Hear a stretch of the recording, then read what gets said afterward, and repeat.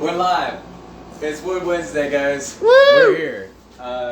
Thank you so much for being here with us. If you're just joining us, we have a super special guest, Mark Ellis. What's up, everybody? What's going on? Ellis Guitars. I'm He's on. on Instagram, YouTube. You're on YouTube, right? I'm on YouTube. He's on YouTube. What are your Facebook. socials? If it's a free account, I'm pretty much on it. Yes. You know, the normals. Instagram, Facebook, LinkedIn. I'm not on LinkedIn. The other one that's cool with the kiddos, TikTok? Yeah, on that one too. I do some dance moves. Yeah. I like dance moves. Dance moves are great. Yeah, if I get a Temu account, I'll be on there too. Right. I don't know. But yeah. Yeah. We're here, we're in the shop, we're talking about pickups today, we're talking wood, we're talking customer builds. Just real quick, I want to update people on the customer builds. This guy is a stock build, of course, and this is kind of like the tester guitar. We got everything, pickups are routed, control cavities routed, we got our electronics routed. Everything's just about good. We've got the neck carved. Everything's there. I do my heel last after that's been glued in and everything like that. But yeah, this is this guy. What's the Real close. thickness? We're right at about 775, about 3/4 of an inch. Nice. 3/4 of an inch, just about. Same thing with this guy, real fast. We'll put this guy down. This is the customer This build. is the customer build. We've got this beautiful flamed maple neck, quarter sawn. It's gonna be killer.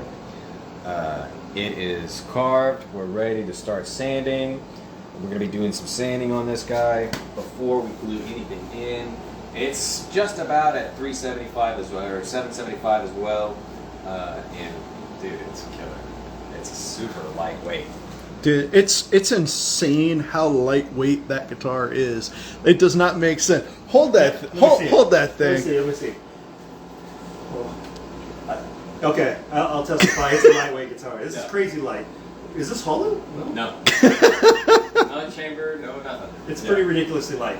Yeah. That is insane. Yeah. What would you say that is, like 12 pounds? Oh. No, man. Minus 10. Like 4. Like 4. So we're looking at like maybe 6 pounds with all the hardware on it and everything like that. And yeah, that's what we were just about aiming for with this guy. So, Mark, we've got some wood. Come on in here. You're taking off for Wood Wednesday. Yeah, hey, let me take it from you. So hey, welcome to Reichardt Guitars. I'm here to talk about the wood today, Wood Wednesday. By the way, behind me, Mr. Reichardt himself, and not seen, we have other fellas in the booth here. We got Aaron and Adam. Adam's not Jules. here. Jules. No, not him. Jules We're is talking about here. Adam, who's over there in the corner. Jules is a surprise. Yeah, Jules. Anyway, hey, so let's talk about some wood. So this is some cool stuff that I brought up here. They say you go to a party, you bring some wine. So us luthiers bring wood. So I brought some wood. right. So this right here, it's a cool piece. This is some from some Houston spots. So I'm from Houston, and got a couple pieces. This one here and this one are both from Houston Hardwoods, and this one right here is from Mason's Mill Lumber. So anyway, just to show you, this is a cool piece. This is an oak that's just full of just crazy line work, and you don't really see this kind of figuring in an oak ever. This would make some pretty cool fretboards. They're nice and thick, and I mean, this sucker is hard. This is some Texas hardwood right here. Yeah. Beyond that, I got some Bolivian rosewood, which is just too pretty. So I mean, I don't know. I don't know how thick he likes to make his fretboards, but just in case, this would make some fun stuff. But anyway, it's a beautiful rosewood.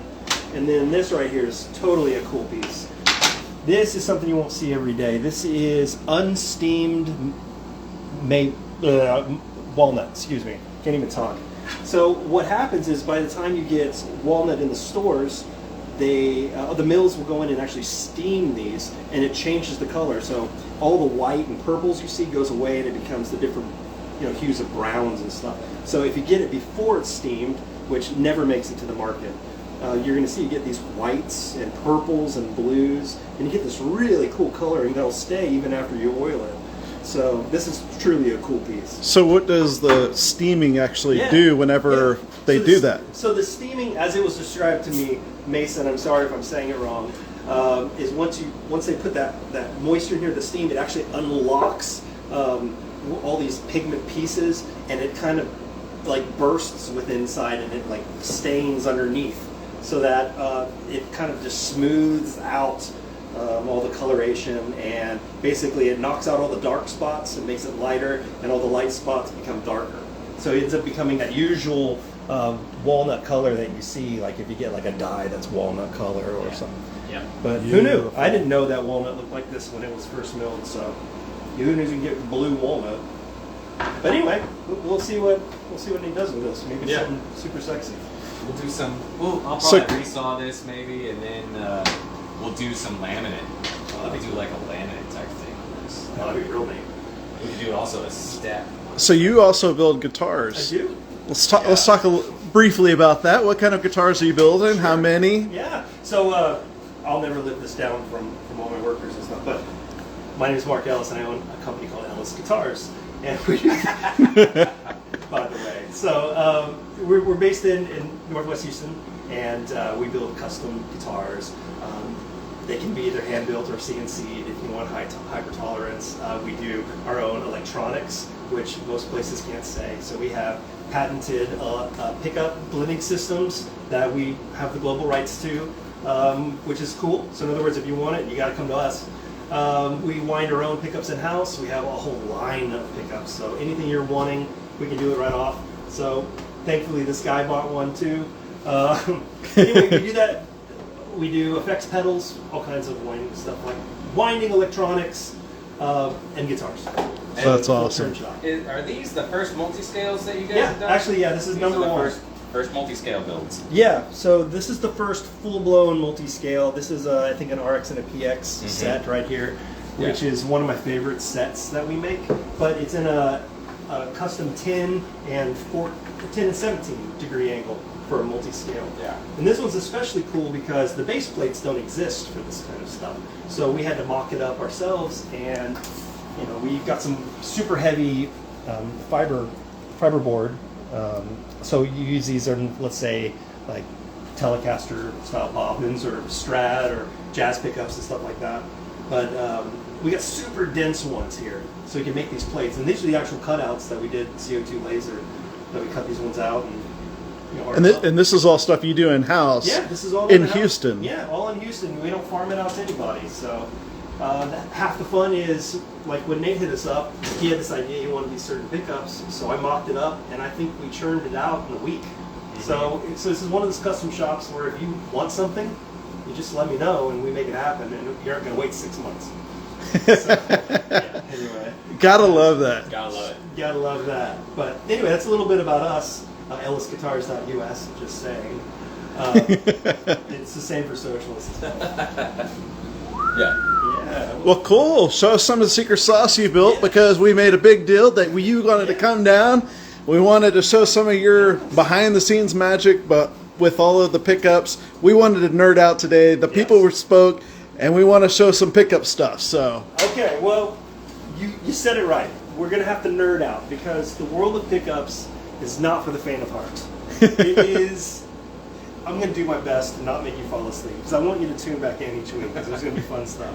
But here, let me move some stuff out of the way. Let's start talking at first about what a pickup is, why we use it, and then we'll move into what a pickup blending system is, let's say, because it's kind of the next evolution of just pickups, how they use.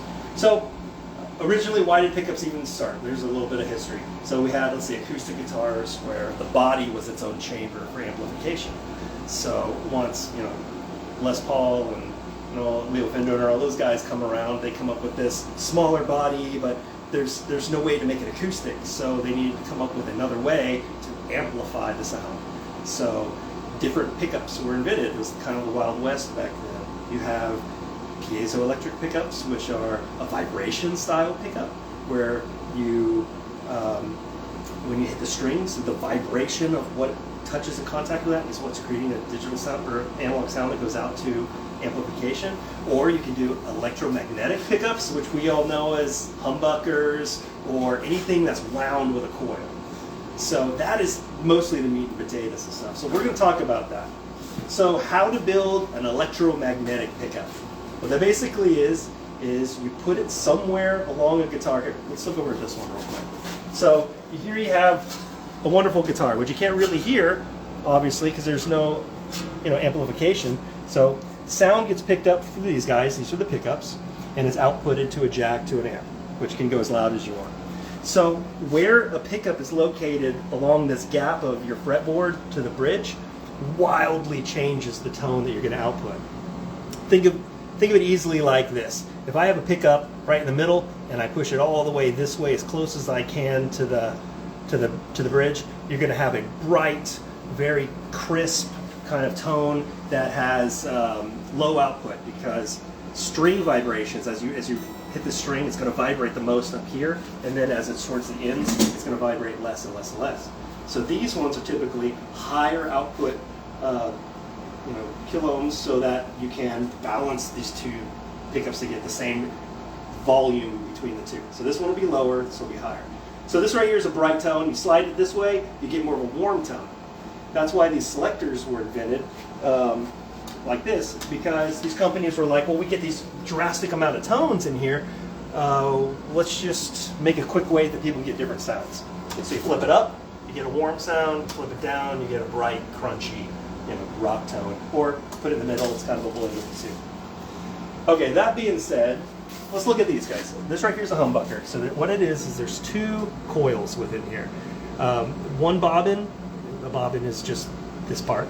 It's round with about a mile or so of little fine copper hairs, like from a spool. It's anywhere from like 41 to 44 gauge, which is like half the width of your hair. There you go. Yeah, it's super invisible. You have to put it against white in order to even see it. And sometimes you only see it because of like the light sheening against it while it's flailing around. So what you do is I pre-wound a couple of these just to kind of show you, because it would take forever if I were to show you the whole process. You would get a big spool of this copper wire, set it on the ground, and it's kind of gravity fed. Then you get the wire, put it up here, attach your bobbin. Oh, this is one of my prototyping stations for pickups. When we make pickups, we have a much larger setup, but this is just for like one-offs. So okay, you get your bobbin. We would either double stick tape it here or attach it to these pole pieces, and you set if you want to do it clockwise or counterclockwise. And this right here is like your speed of rotation, and this right here just resets your turn counter. Yeah. So for example, right here I got a fancy old tattoo pedal, trigger, which totally works. So you get one on here. You start it off with a slow speed. Okay. So you barely get it to start cranking up like that. So you notice right here we're showing how many coils we're getting. Well, however many coils you put on this maps what the output kilo ohms is going to be. And the higher it is, the more it's going to be like a bridge pickup. Higher, brighter tone. The lower, the looser it is, it's going to be more like a neck tone. So the hard part is, the secret sauce of most pickup guys is how to dial in how many turns you want for each pickup. Because they are different with different size pickups. This humbucker, the bobbin's this big, let's say. That's a technical term, this big. This big. If you do a P90, the bobbin is, say, this big. Yeah. Or if you do like a Telecaster or lipstick, it's smaller. So the amount of coil that happens per turn, varies with each one. So it takes a lot of experimenting, and you got to put them in a guitar just to see each time. So once you finally lock down what you want, pop it on here, you start spinning your coils. You start slow because you don't want it to pop and break, and then you slowly key it all the way up to around 800 to 1500 RPMs. Oh my god. So right now it's spinning so fast you probably are only seeing a blur. Barely. Yeah. so okay, for example, this is clockwise, but let's say I wanted to flip it counterclockwise, because a lot of times with humbuckers they'll make one bobbin clockwise, one counterclockwise, and that is to do a hum canceling pair. Because math and science, it just does it. I can go nerd out, but that's what it does. You want to do the opposites. So this way you would have, let's say, one going clockwise, one going counterclockwise. This one has two stations, so you can preset them so you don't have to move much. But another trick is you run both of these bobbins at the exact same wind. So they're not opposite, they're the exact same, which would screw up hum canceling. But what you do then is one of these you set up like normal, and the other ones would just invert the two wires. So now you're getting a counterclockwise turn without actually having to spin it. Before we get too deep, Yeah. people need to know that you are a proper nerd, that you have an electrical engineering background. I do. And that's how you kind of came into guitar work. Yeah. Yeah, I guess that's important to know. So I came in backwards in the guitar building world. Most people start building guitars because they love guitars and they want to build and they're great with wood and craftsmanship. That's what I did. This guy. The wood guy. Yeah, which is fantastic. And I wish I had the talent to have done that. It would have really saved a lot of time. But I went to school for electrical engineering. I love, pedal building and, wires and why things work like they do. So I developed a system called what I call a X-Series pickup blending system, which is a little box like this. And effectively what it does is it allows you to blend two pickups at the same time on the same output. So if you have a neck and it's just too buttery sounding and you want to brighten it up, you can literally blend in a little bit of your bridge pickup to brighten up the tone like it sounds like a complete brand new pickup. You can also coil split and do any proportion of each you want to. So now you don't have just one guitar with one tone, you have every guitar in every tone. And that's even using just stock pickups that suck. You can really blend any pickup. So I came up with this, filed the patent office. We ended up getting a patent for this, and we couldn't find anybody that was able to properly market this in their own guitars, and we got really frustrated. So we do what we do as Americans, and we just say, screw it. I'll do it myself. I'm going to do it myself. And then we say the most horrible thing. It can't be that hard. So fast forward to, it is that hard. It's horrible. And building a guitar is so brutal. There's so much involved. There's so much math involved. Like, that's something that people don't understand. So just to help me with math, I got a pi tattoo so I can remember my love. 0.314? 7.126 or 3.2 lemon meringue. Anyway, so long story short, I figured it out. I got good at it, and people started buying the guitars. And all of a sudden now people want the guitars because of the electronics that are in them. And we're saying, hey, you can buy just our electronics from us and put in your own stuff. And it's modular, so it's solderless, just make it as easy as you can. But, I mean, people still want guitars. So we're now a guitar company that also has electronics, but the truth is, whatever you want in your guitar, we can make it happen. If you want new pickups and you want to make your old pickups sound good, we can do that too. If you want a whole new thing with all of our stuff, we're happy to do that too. So Zach, I want not to interrupt, but I want to ask: do these pickups work with acoustics as well, or is this mainly electric? Absolutely. Okay. So the thing with pickups is, I mean, you can put it on a shovel and make it sound good. I mean, the truth of the fact is, tone wood does so much. The pickups really take the other bit of it. So you can put it on a 2x4, and if you balance the right pickups for the type of wood and the type of situation, you can actually make this sound better than a Gibson. So would you give it like a 50-50 to like tone wood to balancing out with like pickups, or like what kind of a percentage importance would you give it? Wow, you asked the greatest question that always causes so much debate. Everybody has their own Everybody's thing. got their own opinion on Yeah, this. and they really do, and people get so angry. But I'll say my opinions, and then he can tell me why I'm wrong. But for me, let's look back at this guitar, for example. So the body of the wood does somewhat. If you have a swamp ash sound, it's going to be kind of a brighter tone. If you have a Honduran mahogany, let's say, you're going to have a naturally richer tone. If you have a Seaboat mahogany, it's going to even sound a little bit different. That's not the big player. Fretboards can wildly change the tone too. If you have an ebony fretboard, it's going to be a bright tone. If like a real crisp one, then step down from that, maple, go all the way down to rosewood and have a deeper sound. Okay, that's something too. Then you get into your pickups, and pickups completely throw everything off.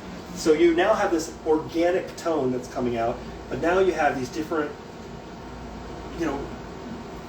variety of tones that you can get out of your pickup. And then, to make it even better, it all depends on where the luthier, or dare I say, just the guitar manufacturers, put the holes for the pickups.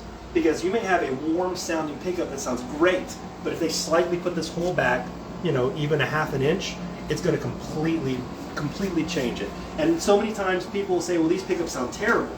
But really the question is it in the proper location of the nodes, the alignment, vibrations? And that's one of those things that it's hard to come back from. Because once the hole is there, that's what it is. But that's where the pickup blending system comes in too. Because let's say you can't get your pickups dialed in just right, you can just back off a little bit of one of the pickups or the other to make your perfect tone. So like you said, there is some math. There's a formula. There's absolutely a formula. So I mean, just for the string itself. Sorry, I can't. No, you're good. You're good. And then okay, so like when you vibrate this high E string right here, the tone ends here and begins here at these two stop points. So there's math to know, where the 12th fret is because it's the exact half of it, and you can hit the harmonic there to let you know. Whoop, there it is. And then the different vibrations happen at the different spots. You can do little harmonic pinches, so like 5, 7, 9. The same thing continues on all the way to the bridge, so you're able to find where to put the pickups by where the vibration nodes are.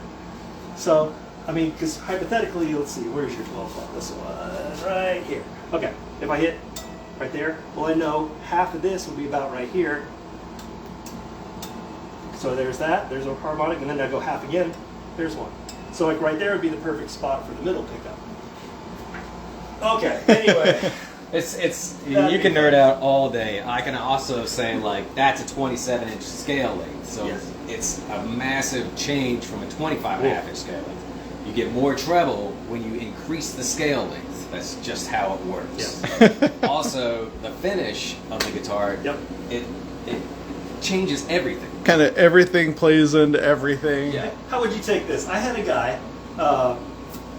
on this guitar right here. So this is the guitar that I've been working on. This is one of my Ellis guitar ones. So this is a walnut guitar that I dyed the front a pretty red, and I'm very happy about it. And so will this person be as well. So, which is funny. It's a little Easter egg. We'll never know it's there. Anyway, I posted this a picture of this video of me putting the True Oil on there, and a guy commented on there, and he goes, "True Oil, oiling guitars is the tone killer." And I just laughed because I was like, "Oh, we're starting this argument again." I'm like, "Is oil a tone killer?" Well, I mean, if we go back to our conversation, everything affects tone. Everything. It really is. This is what's so cool about being a guitar builder, where you have all aspects of the guitar in your hands. Now, at any point in the build, if something's not sounding right, you know to compensate something else. So, I mean, it's cool. I mean, I can tell you for sure, Gibson factories and the Corona factory for Fender, they're not doing that. They're churning them out and they're letting them go. Yeah. And that's the difference with a hand-built guitar or a local built guitar from a luthier or a master luthier, is they understand the full gamut and they're willing to put that time in for you.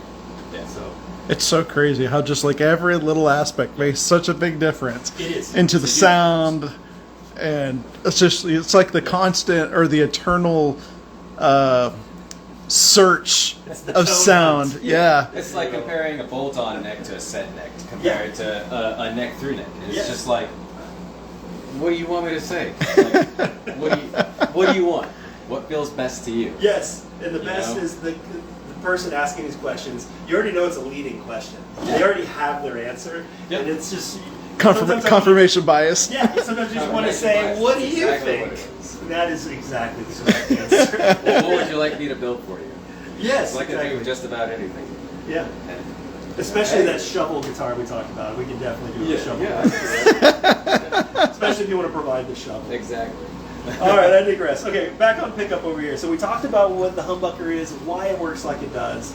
Okay, so once you coil these things, you get some cloth tape, you tape over just to protect all this. Because this wires, if you just snap one of those, the whole thing won't work. And it's almost impossible to find where that thing is fixed. It's basically just throw it away once it breaks. Exactly. So, I mean, there's a few ways to do this here.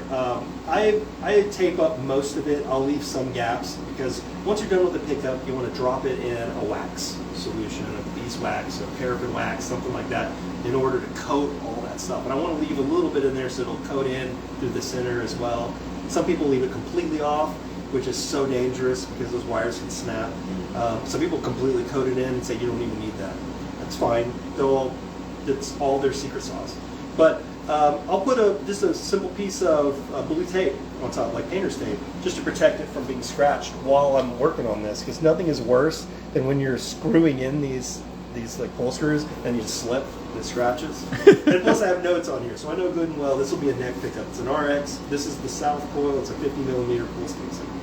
So why wouldn't you do something like epoxy to like sink everything in, kind of lock it into place? Great question. You want what's holding all the wires in and anything to make it non-microphonic, as they call it, that squeal you get on the stage when your pickups are going. You want it to be flexible, because if it's rigid like an epoxy resin or plastic or an ABS or something like that, then guitarists are not known for being the most gentle creature in the world. They hold these things, they're banging them around, they're jumping, they're doing stunts, as one of my buddies used to say about bands on stage. If you crack that housing, then all of a sudden you're allowing through all the microphonic issues not coming in, or or that cracking can even break some of the coil on the inside. So if broken equals broke, can't fix. So there is some points of no return, and that's one of them. And when you're talking about flexibility, you're not talking about like bending it in half. You're talking about micro just cracks. It's moving around. So if you're a player that can do this while picking, then you should probably not use epoxy resin on your custom pickups. That being said, if you want epoxy resin dipped pickup, I'll build it for you if you really want, for the price. Yeah. Okay, so once you have these bobbins built, you need to put it on a base plate of some sort. This right here is nickel silver, which is kind of the industry standard. There's nothing fancy about it. It's just metal. So what you do with this is you basically have to place these two things on here and screw them on so you can have an actual shape that people recognize. There's another example. Yeah, here's one too. So instead of a nickel, that is that fiber board that I was telling you about. So this works just as well. Personally, I don't find a tone difference, but some people will swear up and down that brass will make a different tone than nickel, silver, or fiberware. It's fine. It all makes a difference. Yeah. It all makes a difference, guy. It does. It all does. So, cool. Go with what you like. That's okay. And that being said, if you want something made out of something, we can do that for you. Okay. I saw a video on YouTube that said... Yes, and everyone on YouTube is correct. Oh my goodness. Did you get on YouTube? My God. People will believe us more then. All right, so anyway. I doubt it. There's little toys that come involved with this. Okay, we got our base plate. I have a length of 5-wire thing, just to make it easier. Once you put your pickup in, you can route the cables through. Mm-hmm. Since though the wire is here, it's not going to fit flat. So what we do is we get one of these pickup retainers. Little spacer. It fits right here over the pull screws, so it fits all nicely. They fit in these holes. Okay, so that goes there. Now we need to put the other pickup on, the other bobbin over here, but it's not going to fit right yet because we don't have the magic ingredient, and that is whatever type of magnet you want to put in there. This right here is an Alnico 5. So, yeah, this is a 5. There's different ones. Alnico stands for aluminum, nickel, cobalt, and that's the ingredients that are in this magnet. And the different strengths of them are labeled as Alnico 1, 2, 3, 4, 5, 6, 7, 8. I think there's even a 9 now. It goes from weakest, warmest tone up to the most aggressive tone. So super bright. So super bright. So if you get an 8 or a 9, that's good for some black metal. But if you want a clean tone that's real buttery, you want maybe a 2. So this is a 5. I think this is great for distortion and rock sounds. So since this is a neck humbucker, I want the pull screws to be the south coil and the slugs to be north. And the way to test them is you get these little pickup testers that show you the magnetization.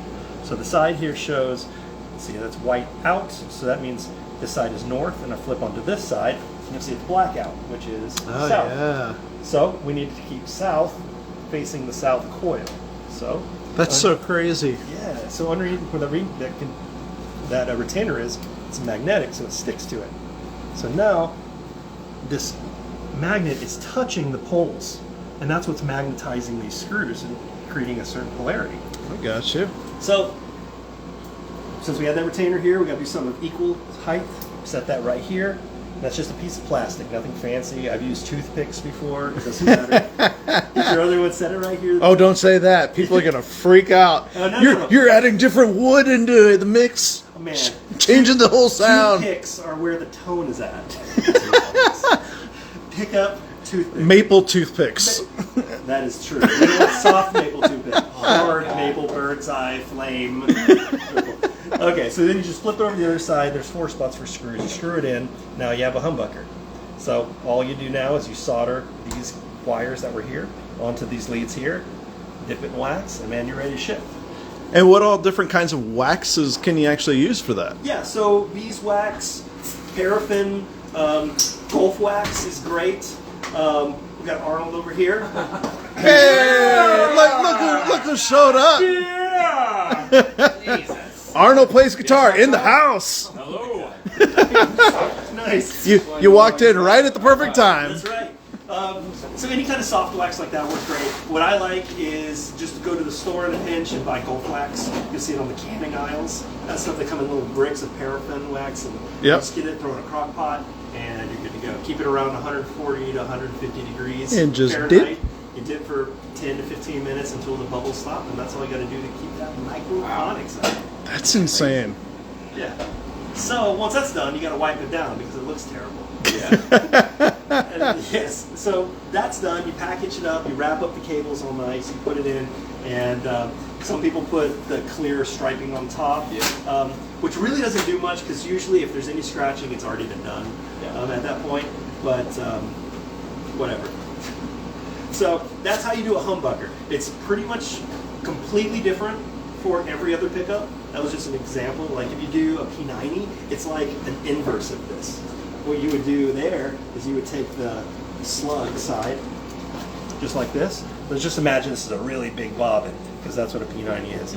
They have a retainer piece just like this, but instead of setting this down and putting this on the side, Put it right they underneath. do the opposite. You use 2 magnets, which is totally weird. You do one on this side, and then you, so let's say for example this is, and I don't even know, north facing out. So this is north, so the poles are south. What you would do is on the other side, you get a second magnet, opposing sides. So if it's south facing inward, you do south facing inward again. So Interesting. that's weird, but you don't even have to do it like that. You can do it like Strat style, where instead of screws, they use actual Alnico magnets that are threaded, and you put it through here. Or you can do press fit slugs that are not metal, that are actually magnets. So it really just, there's a million different ways you can build a pickup. I mean, literally a million. And then when you're winding a pickup, how big or small Thickness you of make the wire. What, you're going like this? Yeah. Exactly. Yeah. If you stay left for a little bit, I'm gonna turn it on. Woo! So you want to go back and forth on this bobbin right here to fill it up. But if you're fast, that makes a different sound. And if you're slow, versus if you have like a CNC winder that will literally do it perfect precision. You know, or if you do fast, slow, fast, medium, everything's going to change the tone. That's insane that it changes that much. Wildly different. So many variables. Yes. Yeah. So I have 2 pickups that are wound almost identical. I have the PX pickups, which is one of my favorites that I use for the bridge, and then I have it's exact same specs but scatter wound, and it's a complete different tone. I call it Lux pickup, and that one gives a more open clarity tone to it. And side note, drives me bonkers to hear people talk about pickups, because how do you describe such obscure concepts? Like how do you talk about the openness of a tone? Yeah. How do you talk about how much lacquer is actually on a guitar? Yeah. So that drives me bonkers, but just follow me here. It's in my ears, it's more of an open tone, but that's only strictly because it's a difference of the speed of how you're winding the coils. It'll drastically change things, and that's the same number of turns, same output, Thickness of wire, same everything. wire gauge, everything. Yeah. Tell us about Yeah. that blend system. I want to see some of it. All right, let's go forward into the future. Okay, we're gonna go back over to this one. I'm sorry if you don't want to show this one, but it is here, and I'm gonna. Okay, so we talked before that if you have pickups that are in these locations, it's already going to be a certain warm, buttery sound at this location on the node that it's on top of, on the string vibration. And this one's going to be a certain brightness because of where it is. We're on this endless pursuit of tone, and that's a joy of being a musician, and especially a guitarist. I mean, man, does tone come from the pickup? Does it come from your effects chain? Does it come from the woods? Yes, it's everything. But with pickups, you're always looking for that new tone. And sometimes you hear a guitarist, you're like, man, what are you playing with? It's like, oh, I got these new DiMarzios, or I got this new Seymour Duncan, this one. And if I play it through this thing, it does this. And really, if we strip it down to brass tacks of what they're really saying, is what they're saying is, oh, that pickup is wound differently than the one that you have. Or the position of where it's located in is not giving you the tone that you're looking for. So you can constantly buy new pickups and change them out, which is totally fun. I've done that a million times. Or you can do something that I invented, which is a X-Series pickup bundling system. And that's basically saying, well, let's say this neck is just too warm. It's too buttery. I don't like where it is. Maybe it's located too close to the fretboard, and I wish it was backed off a little. Well, instead of buying a higher wound pickup to put in there, I can literally just blend in with like a blender knob, like 5% or 10% of the bridge pickup, and make the tone I want on the fly. It's crazy. Yeah. Or if I want to do an actual telly tone on this guitar, hypothetically, that seems stupid, but all right, I'll coil split so I have only the top bobbin, and then I will balance in the tone of the bridge until I actually can get that brightness that I'm looking for. So it's never ending. You can do coil splits of any pickup you have. So a humbucker's 3 pickups in one, if you think about it that way. You have a humbucker, which is 1. You have a north coil only, which is 2. The south coil, which is 3. So if you can have any of those combinations in any proportion at any time, you literally have every guitar and every tone in your hand at once. So, yes. So that's kind of a new evolution of tone. So now in the studio, if you're recording, you don't need to bring 6 guitars and have to worry about tuning and intonating and everything and perfect. You can keep the same guitar in your hand after doing a track and realizing the tone doesn't sound right with the song. And instead of having to go grab something else and waste time and money, just tweak your knob. That's awesome. Yeah. So Mila's asking, who's your favorite guitarist? Me? No, I'm terrible. Oh, come on. Who you got? Oh, gosh. Okay. Man. Pressure.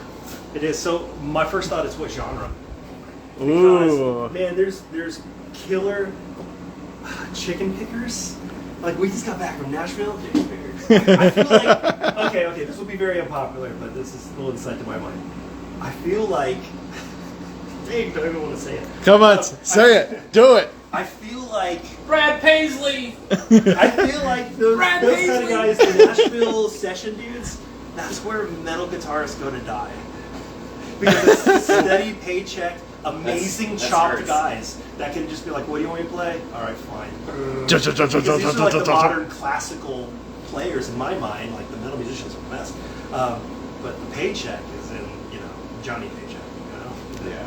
Nashville Gotta make that music money, realm. man. So when we were down in Nashville for the last Neo Nashville show, there were so many guys that are session dudes, and they're just like shredded up, just tattooed, just metal. And I'm like, who do you play with? It's like, I'm with this country artist, or I'm with this one, or I'm with Florida Georgia Line. Right. And I'm like, why? And they're like, oh man, you just gotta pay the bills. Yeah. Yeah. Damn money, It is what baby. it is. So, okay, let's see, who's good? Jason Jordan is probably my favorite chicken picker. If you don't know him, look him up, he's crazy good. Gosh. Man, both the guys in August Burns Red's great. I love Ole and Extol. I love Adam in Kill Switch. Gosh, it's such a hard question, man. So- There's so many good ones. And then it's all in perspective. Like, they're good in their band, but are they good by themselves? Right. Or vice versa. So you've heard some stuff recently. You've been following Lizard King Hazer. Hell yeah. What kind of advice would you give for him? What kind of critiques? Oh, advice? Oh, he needs to practice. What a loser! No, I was telling this That guy cuts deep. It does cut deep. Hazer who? No, when we came in, no, I'm just hating. Hayes? No, when I first came in here and we were talking with the guys, I was telling him, I was like, man, that kid blows me away. The chops that he has, I will never attain. And the reach, his fingers. It's the same thing I said. His reach is like the Steve Vai reach, where it's like he has an extra knuckle. but what gets me is whenever he's noodling and he was just having fun getting into the pocket. I mean, you look at his eyes and there's just no strain. Dead just, looking at the camera. I'm just feeling it. No big deal. That's how I felt for him. It was the look he gave, and I was like, okay. I love it. All right, Hazer. Back me to up. pickups. Slip into my DMs. Oh my god. All right. Anyway, so let's go back to the pickup loading system. Okay, so how this works is if you want to add this to a guitar or anything, it's all solderless. So we make it so you don't have to go to a luthier to do this stuff. This is what it looks like. It's a board that it's passive. There's nothing electrical in this. Who's that guy? Hey, Ellis. Yes. Anyway, nothing electrical or nothing digital about it. Rather, this is the only reason there's a PCB board on here is because it's board. It's a tremendous amount of wiring, and this makes it so it's not a rat's nest. And plus, everything's a snap fit or a quick terminal. And this is something new that you just came out with. This is brand new. Now, I have multiple patents on this, but basically, you get a kit. It comes with everything you need. You just strip out all your hardware. It has, all your pots already preset, ready to snap in, your switches. It has more than you'd ever need because it's modular. If you don't want to have a tone knob, don't put a tone knob. If you don't want to have a switch on there, you don't have to do three-way cool splittings. And basically, you put it in, and they just literally do this. They just snap in. It only fits one way. You can't mess it up. So, and if you don't like it, just you unplug pop it onto the next one. Okay. So that's kind of fun on the fly. If you want to change like a volume tone mix or how you want to put the blenders, just pop, pop, pop, pop. And that's something that, like a guitarist, a player could switch out. They don't have to go to a specialist. No. Hey, I need to solder this, switch this out. Nope. And if you don't like these pots, put your own pots on here with the same thing. I mean, you can change them out. I like these. These are my personal favorites. But, I mean, for the people that don't dive in that deep, I mean, it's good. Plus, it's already... This is another funny thing. This is... Being an electrical engineer background, I mean, the ground loop is my meat and potatoes. I hate guitars with buzzes. If you have a guitar with a buzz, if you put one of these in, it'll fix your buzz. Because this is pre-ground. It even comes with copper foil tape, so you can pre-ground everything. These are already grounded. I have multi-ground points on here. Once you put this in, you'll have no hum. Show them the tape. We didn't get to see that. Oh, it comes with the coolest tape. It's so copper foil. And there's not much in here, but you don't need much. All you really need, as it would say on the instructions, is you just need a stripe that makes a contact between all your pieces. The rest can be up to you. Oh, and then act now, and you get a screwdriver. Oh, how cool. Anyway, that's so stupid. Anyway, this right here, I mean, it is mine, but this changed my life. It really did. I mean, now, I can wind my own pickups, obviously, and I can do all this other stuff, obviously. But as just a player, for the love of music, now I sit down with this, and whatever I dial in, that tone tells me what I'm playing. So now I can just sit down, and I'm like, oh, that's a bluesy tone, I'm going to play blues. Or I twist it more, I'm like, oh, this is metal tone, we're going to have some fun there. Or this is a jazz tone, and you'll I mean, you just don't get that kind of thing. Sitting down and just loving what you're playing, it was lost on me for many years. Especially as a business, I mean, you just don't. Yeah. You don't play. It becomes a business. Yeah. The most I play guitar these days is when I finish a guitar. Yeah. That's the most happened. Yeah. I remember telling you at the happens. Dallas show that the only time I even play really anymore is when I'm doing setups. Yeah. So when you're finally figured out and breaking it in, then I kind of think to myself, man, this is really fun. Yeah. Why don't I play more? You get to that point, you're just like, man, I just want to play a little bit. Just forget everything else and just play. Then I get that vibe like, hey, maybe I should start a band again. And then I'm like, Easy. I don't have that. I don't have that in Yeah. me. I don't have that. I gotta do a show. This guy is not on the band, but this guy, Little here and there. a little behind the scenes when little here and there. he's got his Few weeks. 5-finger death I'll punch. get back. I'll get back to it. Oh, Yeah. cool. So yeah, what do you think? Man, I'm not an electronics guy. I'm a wood guy. Yes. Tell us. I. But what I do what electronics. are some of the questions that you kind of when you initially sought him out? What were some of the initial questions that you had? Well, my biggest thing is the ability to go to you and ask questions that I need answered, specifically in terms of magnets and how these things are made and what materials I can get these things. Because when I'm doing multi-scale stuff, I have to have this stuff. I can't have this stuff. I've got to have this. And the ability to go and say, hey, I need a pickup at a 10-degree angle. I need a pickup at an 18-degree angle. I want the bridge at an 18-degree angle, and then I want the neck pickup as close to the fretboard as I want, and I want that fretboard pickup to be at 12 degrees. I have to have that. It's a must, and for me to be able to work with you doing that. And there it is. And there it is. Yeah, and to expound on what he's saying, when he's saying like a 10 degree or a 17 degree, normally pickups when you have a humbucker, the way he's talking about is the screw here and the slug below it from the other bobbin are directly vertical, like 90 degrees. Parallel. Right. So when he says 10 degrees, that means this one is adjusted ever so slightly, that whenever I rotate it, it's still straight up and down, but I turned it 10 degrees. Yeah. So And that's it why lines straight up with the string. So yeah. the string. So if you were to keep it goes flat like straight that, there. it'll, it doesn't. It's not- all- It's all wonky. Right, But you right. turn it 10 degrees, and boom, there it goes. Yeah, and now your string is perfectly right over your lugs and your slugs. So Exactly. that's, for me, that was the biggest thing, and to be able to talk and say, hey, I need a bridge pickup that's hot. Mm-hmm. And But more than just talking, communication. communication, yeah, it's a huge thing, because my customers expect to be able to communicate with me, and I expect to be able to communicate with the people that supply me, and to be able to get rapid response and things like that. That's always a huge thing. Customers have questions, they ask you, you ask the builder. It's got to come quick. Yeah, it does. And then, like, on the nerd side, I mean, I got to ask questions that are to be understood. Right. So, for example, when he says, I need a pickup that's wound hot.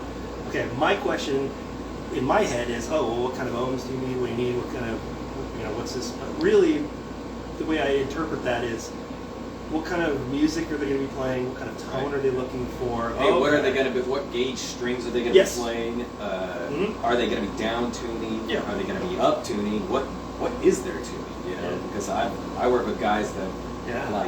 they tune their guitars I don't know. That's one of those things. They do their own They thing. do their own thing. And Drop sometimes, cue. Yeah. Drop cue.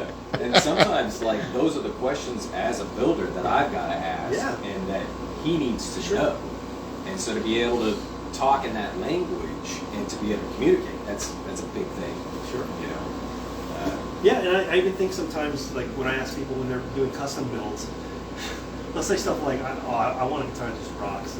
It's just got to rock. And then I just, I hate that. Because what does rock mean to you? I have no idea. So the questions that I can get around to get the answers that I'm looking for, it's like a murder mystery. Yeah. I'm looking for my clues to kind of get me to the right point. Right. How to dial them in. Yeah, he really does Yeah. this Nancy Drew mystery with poorly tatted guy. I think I ask questions like, what's the last guitarist that you remember hearing that you liked the tone? What song, what album, what band is it? Is there something that you always hear that when you think What rocks- year? Yeah, what year? Are you, and then, when you liked it, are you listening to that on vinyl? Are you listening to that through the radio? CD, Are you listening, because cassette. Because Yeah. how you're interpreting the master of it changes the tone too. Yeah. So these ones help get you to the right point, because sometimes when they say when it's a rock, to me that doesn't sound like it rocks at all. Like to me, I would say like, oh, that's a grungy tone or something. Yeah. But that helps get you to the right spot. Yeah. I mean, it's what scaling that you're playing. Woof. I mean, Jesus, those are loaded. What questions. environment were they playing in? Yeah. Yeah. You I just can't never know. imagine for you because this guy's the king of the fan fret multi-scales. I think I was the only one with multi-scale at the show. I think you were. Yeah. And it's like a joke. I mean, because it's two guitars and one on the fretboard. you want to do? Oh, these people who have definite opinions, it cracks me up. Like, how do you know? Oh, I gotta have 25 this and 25 prime on this one, and then I really want to fan like this. Yeah. Why? Oh, Who's I did want you the- play on that you know? I want the perpendicular fret to be on the 9th fret instead of the 12th. That's I want right. that. I want that on the 15th instead. Yes, I didn't even think about that. Yeah, you're right. Those are big. Those are questions. It's just like some people don't even think about asking those questions, but Yeah. like for me, those are huge. That's a huge deal. Where do you prefer putting your straight fret? The 12th. The 12th fret. I like the 12th fret. That's me personal. A lot of people are gonna say I'm wrong. That's okay. I agree with that. Yeah. It's just one of those things that, like, a lot of people don't even think about. No? Like, I like them at the 12th. It's just personal preference. So what do you find most of your customers ask for? Most customers don't. Nice. That is the best customer. That is the Well, best customer. I mean, just like you know, I educate. I try and educate as much as I can in the build and try to lead the customer to where he wants to go. Yeah. You know, because I mean, most of the guys that buy Dude. guitars from me, they're metal. They know it. They like it. They want their action as low as possible and as tight as Can you possible. put it under the fretboard? I want Yeah. it so low. Yeah. I want a spoke wheel, not a regular truss rod. Yes. Oh, I want carbon fiber, not titanium. You know, Yes. stuff like that. It's just like it's much the same with you. It's like I want this gauge of wire on the pickup, you Yeah. know, and I want such and such lines Sure. or something like that. You know. Yeah, and a fun aside on that is Fender, Gibson, the big ones that you think of pickups forever, they use 42 gauge wire, and so everybody thinks that if you want to recreate these pickups, you can use 42 gauge wire. But if you actually track back to it, the reason they use 42 gauge wire is because that's the only thing they sold at the time. Yeah. And so, probably if Leo Fender was around now, and he would probably buy 43 gauge wire because it's way cheaper than 42 gauge, Yeah. and you can get the exact same That's output. the exact same thing. It's just Um, like these guys, they yeah. use the stuff that they had at the time and they built something incredible. Just out of stuck it. with it, but that became the Yeah. Bible. It really did. It was because it was always done this way. It needs to be the same. Yeah. But it's like right now, it's impossible to make a true PAF reproduction because even though you're using the same formulas they use, how they wound copper back then is not what they sell now. There has been a different purification process of the metals, and you physically just can't buy in pure quality like you could Yeah. have. It doesn't exist. People never have it. So all these companies that say they have it, they don't. They just have a pretty awesome sounding pickup. Yeah. Yeah. It's like, I mean, I think Fender is still using the same CA glue that they used back then, the same glue that they did. So, I mean, it's just one of those things. Such a joke. Embrace the technology is increasing. So I mean everything it does. Yeah. But Paul Reed Smith said this, and he's right. The music industry is slow to change, it's slow to evolve, and brutal. Yeah.